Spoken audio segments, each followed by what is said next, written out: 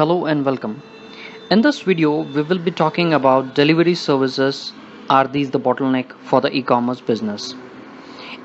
I'm going to explain about the furniture selling online in this video.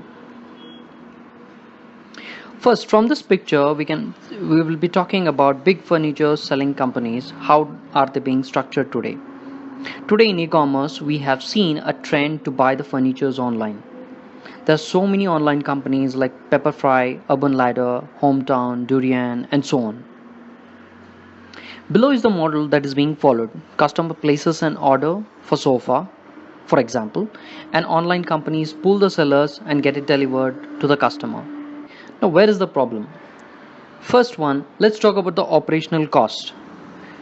First, there is a cost involved in logistics to transfer the stock from the seller to the centralized hub of the online companies.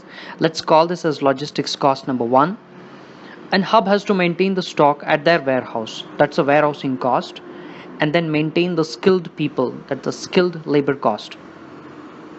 Now the stock has to move from the hub to the customer place. So this, let's put it as cost, logistic cost number two. Once delivered, there is a need for the technical staff to install the furniture. Let's call this as a skilled labor cost number two. Now the problem number two, seller dependency. Let us understand India is not a small country.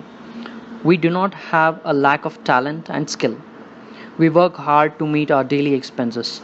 As per government records of 2015, 57% of Indians work with an income of just 10,000 rupees a month. This gives us a reason to understand, though the e-commerce companies claim to have made a big change, it is definitely not seen anywhere close. Online companies estimate about 88,921 crores of business from the furniture from 2019. Assuming there is a ticket value of about, let's say, 20,000 rupees of furniture for a single furniture, then it brings to an approximate of 4 crore carpenters, which can be estimated that they are working in the market. But the harsh truth is e-commerce companies choose a few sellers and start working with them. Now this takes all possible opportunities from local stores, talented carpenters, bringing innovation as it costs money.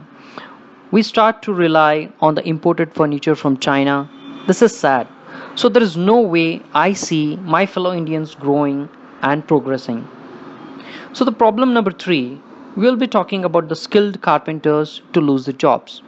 Let me take an example here. Ramu is a carpenter who does not even have a own shop, but his work is highly appreciated by the locals. Recently, he built a bed shown below. It's just to showcase his talent, his skill, and his hard work. Mr. Prabhu had purchased this piece of work from him for rupees 1.25 lakhs. Ramu, being very humble, made a profit of 20,000 and is happy.